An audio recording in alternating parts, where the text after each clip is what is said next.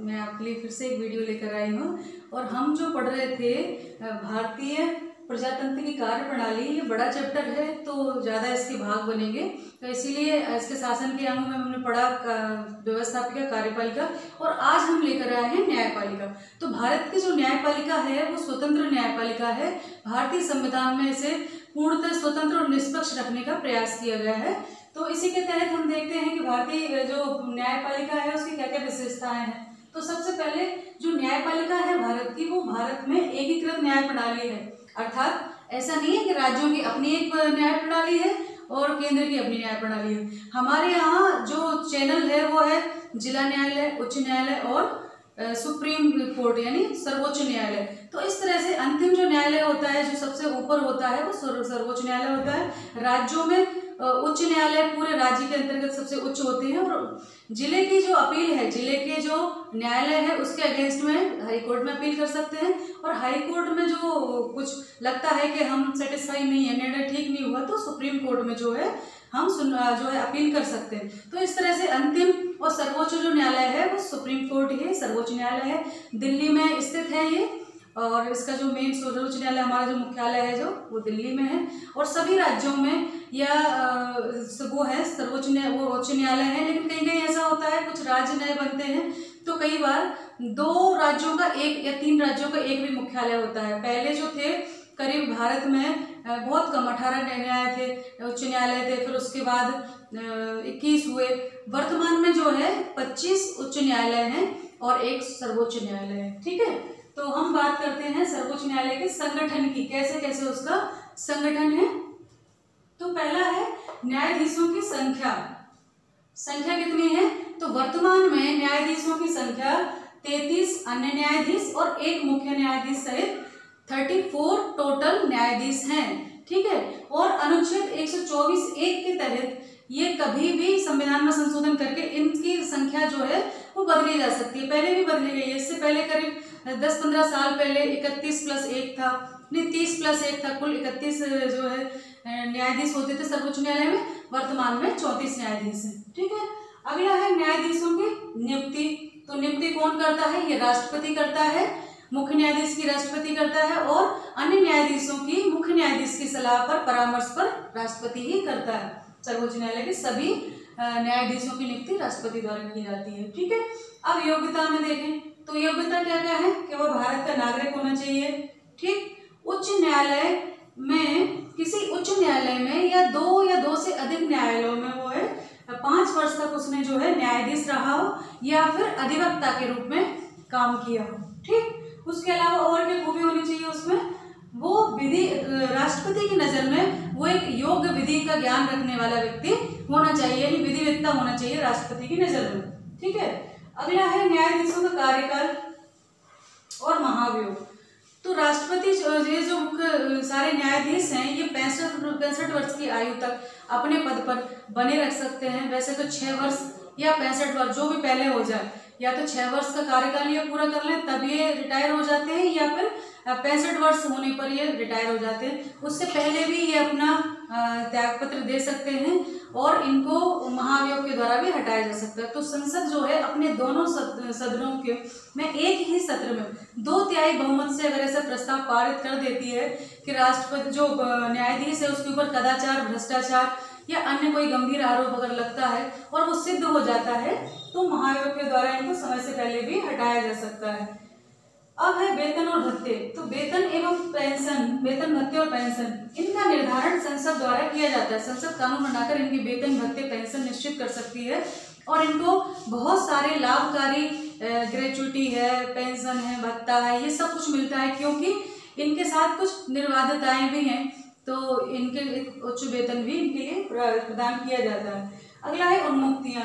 उन्मुक्तियां यानी थोड़ा सा कुछ विशेष अधिकार हम इसको कह सकते हैं, है ना। तो वो है कि निर्णय की आलोचना नहीं की जा सकती सार्वजनिक रूप से, अर्थात कोई व्यक्ति द्वारा, संस्था द्वारा, इवन संसद के दोनों सदनों द्वारा, व्यवस्थापिका द्वारा, किसी के भी द्वारा सार्वजनिक रूप से इन न्यायाधीशों के द्वारा दिए गए निर्णय की जो है वो आलोचना नहीं की जा सकती है। तो ये इनकी उन्मुक्ति है या विशेषाधिकार कह सकते हैं। अगला है प्रतिबंध। अगर कुछ अगला है शपथ, तो शपथ इनको न्यायाधीशों को शपथ जो है राष्ट्रपति दिलाते हैं। संविधान के एक प्रारूप के अनुसार इनको जो है शपथ लेनी पड़ती है कि हम जो है तटस्थ रहेंगे, निष्पक्ष रहेंगे, है ना, और न्याय करेंगे जनता के लिए। ये सारी चीजें शपथ लेते हैं ये, और राष्ट्रपति जी इनको शपथ दिलाते हैं।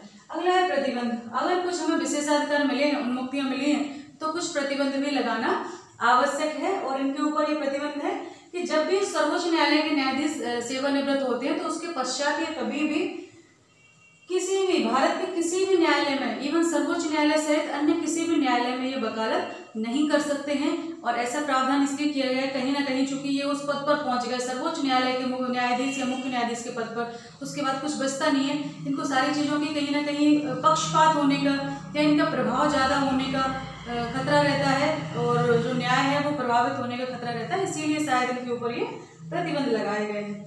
आइए हम चलते हैं आगे। ये तो हमने इतना पढ़ा, अब हम पढ़ेंगे न्यायालय का जो है क्षेत्राधिकार। न्यायालय का क्षेत्राधिकार पढ़ेंगे हम, ठीक है। क्या क्षेत्र का अधिकार है, इसमें कौन कौन से जो है, ऐसा होता है ना कि मैंने पढ़ाया था, रिट पढ़ाई थी, वो आपके उसमें नहीं है। 11वीं में जब आप पहुंचोगे तब आप देखोगे कुछ रिट लगाई जाती हैं, है ना, तो वो कोर्ट में लगाई जाती है, कोई अपील की जाती है, और जिला न्यायालय की उससे कोई संतुष्ट नहीं है तो उच्च न्यायालय में, और उच्च न्यायालय में भी संतुष्टि नहीं होती तो सर्वोच्च न्यायालय में अपील कर सकते हैं।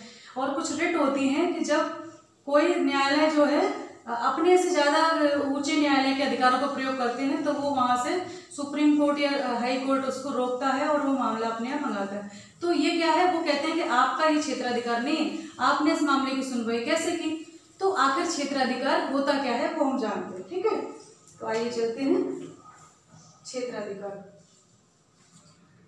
सर्वोच्च न्यायालय का क्षेत्राधिकार या शक्तियां क्या है, इनकी शक्तियां, उनके बारे में हम जानेंगे। तो आइए चलते हैं। सबसे पहला है प्रारंभिक क्षेत्राधिकार। पहला है प्रारंभिक, है ना, क्षेत्राधिकार। प्रारंभिक क्षेत्राधिकार में कौन सा आ जाएगा? प्रारंभिक क्षेत्राधिकार में आता है दो राज्यों के बीच में, दो या दो से अधिक राज्यों के बीच में जो विवाद होता है वो। तो पहले का है राज्यों के मध्य विवाद, राज्यों के मध्य विवाद, ठीक है। तो जब किसी एक, दो या दो से अधिक राज्यों के बीच सीमा को लेकर, नदी जल बंटवारे को लेकर किसी भी चीज को विवाद जब हो जाता है, तो वो विवादों के लिए सिर्फ सुप्रीम कोर्ट में जाया जा सकता है, और कहीं राज्यों में उसकी सुनवाई नहीं की जा सकती। तो ये इसका प्रारंभिक क्षेत्राधिकार का है। और खा क्या है? मौलिक अधिकारों से संबंधित। खा है मौलिक अधिकारों से संबंधित अधिकार,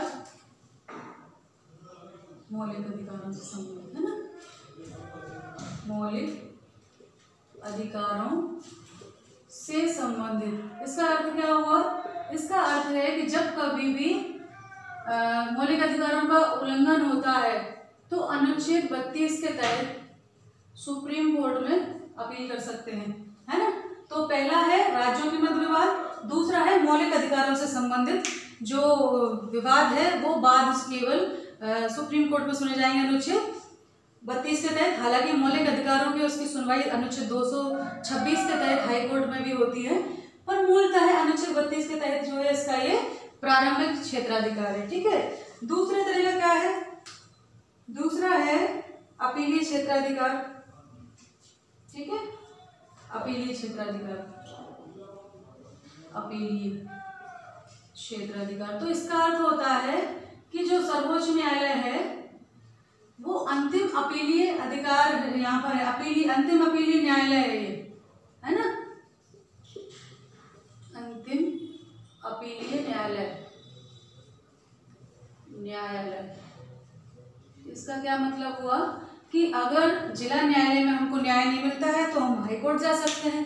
उच्च न्यायालय यानी हाई कोर्ट में भी न्याय अगर हम संतुष्ट नहीं है तो हम सुप्रीम कोर्ट में जा सकते हैं, और वहां पर जो निर्णय दिया जाता है वो फिर सर्वमान्य होता है। तो इस तरह से ये अंतिम अपीलीय न्यायालय है, किसी भी कोर्ट के अगेंस्ट में यहाँ पर हम जा सकते हैं, ठीक है। तो ये अपीलीय क्षेत्राधिकार हो गया। एक और है, इसमें 2-3 तरह की चीजें आती हैं अपीलीय में। कौन कौन सी अपीलें आती हैं? का है संवैधानिक अपीलें, संवैधानिक, है ना, और खा है वो है दीवानी अपीलें, दीवानी अपीलें, ठीक है। और अगला है गा, वो है फौजदारी अपीलें, फौजदारी, है ना, अपीलें। और अगला है घा, वो है विशेष अपीलें, ठीक है, विशेष अपीलें, विशेष अपीलें। तो ये कुछ प्रमुख, ये सारी अपीलें जो है इसके अंतर्गत सुप्रीम कोर्ट में जाकर हम अपील कर सकते हैं अगर नीचे के न्यायालयों से हम संतुष्ट नहीं है तो, ठीक है। उसके अलावा है परामर्शदात्री क्षेत्राधिकार। तीसरा जो क्षेत्राधिकार है वो है परामर्शदात्री, परामर्शदात्री।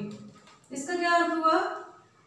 ये है कि अनुच्छेद 143 के तहत, है ना, राष्ट्रपति सुप्रीम कोर्ट से, सुप्रीम कोर्ट से परामर्श ले सकता है और इसी के तहत सुप्रीम कोर्ट भी, यानी किसी काम संवैधानिक उस पर तो राष्ट्रपति परामर्श दे सकता है और ले भी सकता है ना, कोर्ट से परामर्श ले सकता है और दे भी सकता है, ठीक है, दे भी सकता है ये। तो इसका अर्थ क्या हुआ कि अनुच्छेद 143 ये कहता है कि राष्ट्रपति और सुप्रीम कोर्ट दोनों किसी कानूनी प्रश्न पर एक दूसरे से सलाह दे भी सकते हैं और सलाह ले भी सकते हैं, लेकिन दोनों ही बाध्य नहीं है कि अगर सलाह मांगी है और वो देने के लिए बाध्य है तो ऐसा भी नहीं है, और सलाह ली है तो मानने के लिए बाध्य है, ये भी ऐसा नहीं है, ठीक है। तो इस तरह से ये परामर्शदात्री क्षेत्राधिकार। इसके अलावा कुछ और विशेषताएं हैं, वो है वित्त संबंधी कार्य, उसके अलावा है न्यायिक पुनरावलोकन संबंधी, चौथा है न्यायिक पुनरावलोकन, पुनरावलोकन। इसका अर्थ होता है कि जो निर्णय दिया गया है कहीं भी, वो सर्वोच्च न्यायालय में उनकी वैधता की जांच की जाती है कि जो ये कानून बनाया गया है या जो निर्णय दिया गया है वो सही है क्या, तो इसकी वैधता की जांच जो है यहाँ की जाती है सुप्रीम कोर्ट में। तो ये न्यायिक पुनरावलोकन की बात है। अगला है 5वां अभिलेख न्यायालय, अभिलेख न्यायालय। इसका अर्थ क्या होता है? इसका अर्थ होता है कि ये जो डिसीजन दिए जाते हैं, निर्णय दिए जाते हैं सुप्रीम कोर्ट के द्वारा, ये अभिलेख के रूप में सुरक्षित रखे जाते हैं। और जब कभी वैसा ही कोई विवाद होता है, वैसे ही कोई मुद्दा सामने आता है, मामला आता है, तो इनको एक अभिलेख के रूप में रखा जाता है कि फलाने केस में ये वाला जो मैटर था सेम ऐसे ही था और ये निर्णय दिया गया था। तो आगे वाली जो पीढ़ी के जो जज हैं वो उसको लेकर अपना निर्णय भी सुना सकते हैं। तो अभिलेख न्यायालय के रूप में भी रखा जाता है। इसके साथ ही आप अपना ध्यान रखें। अच्छा, एक चीज और ध्यान रखें कि अभी मैं टेस्ट सीरीज स्टार्ट कर रही हूँ, तो जब ये जो पार्ट होते हैं 1, 2, 3, 4 या जितने भी बने किसी वीडियो के, उसके अंतिम वीडियो में मैं डिस्क्रिप्शन में, नीचे डिस्क्रिप्शन में एक लिंक दूंगी, उसके माध्यम से आप जो है अपना टेस्ट दे सकते हैं। और आपका परिणाम के लिए नीचे आप अपना मोबाइल नंबर भी उसमें दर्ज कर दें, व्हाट्सएप वाला, तो आपके परिणाम को मैं जो है वहाँ भेज दूंगी कि आपके ये नंबर आपने प्राप्त किए। तो अभी तक जितने भी चैप्टर हुए हैं, अब आगे ऐसा होगा कि जैसे ये चल रहा है भारतीय प्रजातंत्र की कार्यप्रणाली, तो इसके जितने भी वीडियो बनेंगे अंतिम वीडियो के डिस्क्रिप्शन के नीचे मैं लिंक सेंड करूंगी, उस पर आप क्लिक करके अपना टेस्ट सबमिट कर सकते हैं। और सारी वीडियो ध्यान से देखने के लिए आप सब्सक्राइब कर लेना, जिससे अपने आप नोटिफिकेशन आ जाएगी आपके पास। जैसे ही मैं डालूंगी आपके पास नोटिफिकेशन आ जाता है, आप 24 घंटे में जब भी कभी मोबाइल खोलेंगे तो आपको दिख जाएगा कि ये नया वीडियो इस पार्ट से रिलेटेड डला हुआ है, तो आप उसको देख सकते हैं। ठीक है, तो ये सारे वीडियो ध्यान से देखें, जिससे अंतिम में जाकर आप अपना टेस्ट भी जान सकते हैं कि हमने कितना पढ़ा। क्योंकि आने वाले समय में अभी बहुत लंबे समय तक हम सिर्फ ऑनलाइन पढ़ने वाले हैं, तो ऑनलाइन टेस्ट की भी डिमांड की जा रही थी। तो जैसा जैसा आप लोग मुझे बता रहे हो वैसा वैसा मैं आपके लिए करती जा रही हूँ। अच्छा लग रहा है जो रिस्पॉन्स आ रहा है कि आप लोग पढ़ रहे हैं, ध्यान से देख रहे हैं। तो ध्यान रखिए अपना, और वीडियो देखते रहिए, पढ़ते रहिए और अपना ख्याल रखिए।